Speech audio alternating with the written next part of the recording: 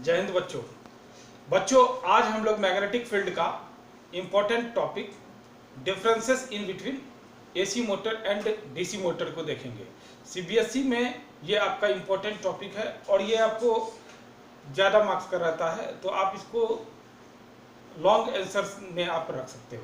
तो बच्चों, इसके पहले मैंने एसी मोटर और डीसी मोटर का सेपरेटली पढ़ा रखा है, तो आप उसको देख सकते हो। ठीक है, तो चलो, आपका एम वही होना चाहिए हमेशा, every time 95% marks, and I will give all the assistance in physics, chemistry and math. Okay, ये क्लास 10 से ज़्यादा रेलिवेंट होगा, बट ये क्लास 12th के लिए भी रहेगा। ओके, चलो बच्चों, तो यहाँ पर आपका जैसे ये आप देख रहे हो, ये एसी मोटर है। ओके, और ये आपका डीसी मोटर है। यहाँ पर हम लोग पहले देखे थे, इस तरह से हम लोग क्या करते हैं, कोई भी रेक्टेंगुलर आर्मेचर को यहाँ पर रखे, बीच वाला पार्ट आपका सॉफ्ट आयरन है, यहाँ भी आपका सॉफ्ट आयरन है, यहाँ पर आपका दोनों में एकदम से सिमिलरिटी है।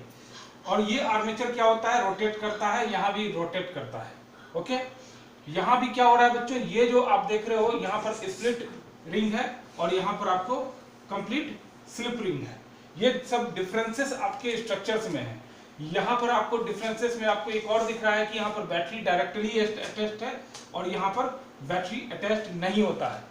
ठीक है, ये आपको बेसिकली स्ट्रक्चर्स में आपको डिफरेंसेस दिख रहे हैं, डायरेक्टली दिख रहे हैं।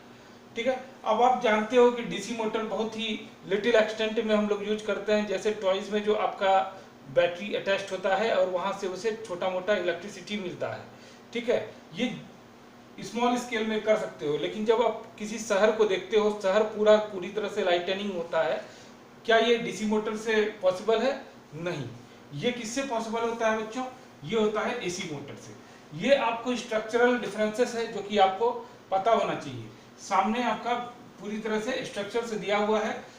अब देखो, यहाँ पर अब हम लोग नेक्स्ट देखने आ रहे हैं क्या होता है। आप जानते हो कि यहाँ पर हमने वीडियो में भी बताया था, यहाँ पर क्या होता है, फर्स्ट डिफरेंसेस अगर बहुत इंपॉर्टेंट डिफरेंसेस है तो यहाँ mechanical energy is getting converted into electrical energy. Okay, यहाँ जो ये रोटेट कर रहा है, what does it mean, it has kinetic energy and it is being converted into electrical energy. Okay, यहाँ पर क्या होता है, रिवर्स टू इट, यहाँ पर आपको इलेक्ट्रिकल एनर्जी जो है वो मैकेनिकल एनर्जी में कन्वर्ट होता है। व्हाट डज इट मीन, यहाँ पर आप देख रहे हो ये बैटरी है, तो what is the function of this battery, it will supply electricity. Okay, ये इलेक्ट्रिकल एनर्जी जो देगा उसके कारण ये आपका आर्मेचर क्या होगा, आर्मेचर यहाँ पर रोटेट करेगा और यहाँ से आप कनेक्ट कर दो किसी भी डायनामो या किसी चीज को भी, अगर आप ये कर देते हो तो फिर फर्दर मोर आपको जो चाहिए वो मिल रहा होता है। बट यहाँ पर मेन क्या है, इलेक्ट्रिकल एनर्जी जो है, यहाँ पर जो इलेक्ट्रिकल सप्लाई कर रहा है ये बैटरी, ये इलेक्ट्रिकल एनर्जी यहाँ पर मैकेनिकल एनर्जी प्रोवाइड कर रहा होता है। ओके, तो चलो, यहाँ पर क्या है बच्चों, इसका जो है आप ईएमआई है, इसका प्रिंसिपल क्या है, ईएमआई। ईएमआई मतलब कोई बैंक का ईएमआई नहीं, ठीक है, बल्कि इलेक्ट्रोमैग्नेटिक इंडक्शन।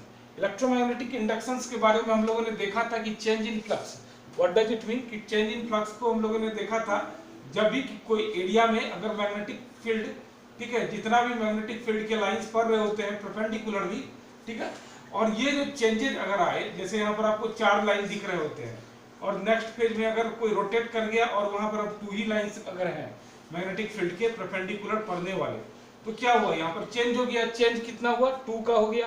तो इस टाइप से अगर कोई चेंज होता है किसी भी फ्लक्स में, फ्लक्स यहाँ पर क्या है, BA cos थीटा। ओके, ये सब तो आपको मैंने बता रखा है। थीटा क्या है, जो भी एंगल से मैग्नेटिक फील्ड किसी सरफेस एरिया पर आ रहा है, क्रॉस कर रहा है, यहाँ पर क्रॉस कर रहा होता है। ठीक है, ये सब आपका क्या है, क्रॉस कर रहा होता है। तो जो भी क्रॉस किया वहां पर जो है वो फ्लक्स हो गया। अब जब इसी फ्लक्स को हम लोग देखते हैं तो इलेक्ट्रोमैग्नेटिक ईएमआई आपको मिल जाता है। ओके, तो इसको हम लोग क्या कहते हैं, delta phi by delta T. ठीक है, ये एवरेज में आ गया। अब जब हम लोग करंट की बात करते हैं तो इंड्यूस्ड करंट होता है, यहाँ पर इंड्यूस्ड करंट जो होगा वो सिंपली आपको यहाँ पर ई जो है एक वोल्टेज के रूप में काम किया और ई बाई आर यहाँ पर रेजिस्टेंस है, वो आपको इंड्यूस्ड करंट डायरेक्टली दे देगा। ठीक है, तो I equal to E by R. तो यहाँ पर आप इस टाइप से आपको तो मिल रहा होता है, बट यहाँ का प्रिंसिपल क्या है, इसका है Lorentz force. What is Lorentz force, आप जानते हो कि लॉरेंज फोर्स ये होता है कि किसी भी आपको इस टाइप के सिस्टम में जहाँ पर मैग्नेटिक फील्ड हो और वहाँ पर मैकेनिकल एनर्जी का अगर वहाँ पर हो, और ऐसे केस में आपको क्या होता है बच्चों, और वहाँ पर अगर करंट फ्लो किया जाता है, यहाँ जैसे हमने करंट के को फ्लो कराया, ठीक है, और मैग्नेटिक फील्ड भी है, तो इस टाइप से क्या हो रहा है, यहाँ एक टाइप का फोर्स लगता है, यहाँ पर एक टाइप का फोर्स लगता है जिसे हम लोग लॉरेंज फोर्स करते हैं। And due to this Lorentz force यहाँ पर मैकेनिकल एनर्जी जो है हमें मिलना शुरू हो जाता है, और इसी मैकेनिकल एनर्जी के कारण यहाँ पर आपका आर्मेचर जो है रोटेट कर रहा है।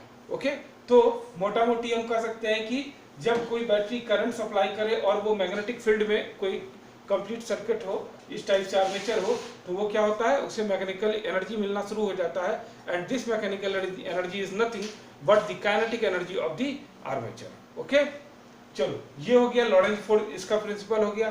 थर्ड वन इज दैट, ये जो आपको एसी मोटर दिख रहा होता है, ध्यान रहे यहाँ पर फ्लेमिंग्स राइट हैंड रूल लग रहा है। जैसे अगर मैं आपको सैंपल में यहाँ दिखाऊं, करंट आप देख रहे हो कि नीचे लग रहा है, करंट FBI है ना, ये राइट हैंड है मेरा, ये FBI ये आपको फोर्स दे रहा होता है, ये फोर्स दे रहा होता है, ये थंब, ये आपको मैग्नेटिक फील्ड, और ये आपको करंट। तो आप क्या करो कि मैग्नेटिक फील्ड, और ये तो आपको पता है मैग्नेटिक फील्ड किधर है, नॉर्थ टू साउथ पोल जाता है, करंट आपको नीचे की ओर है, तो फोर्स देखो यहाँ पर ऊपर, जो कि हमने यहाँ पर ऊपर दे रखा है।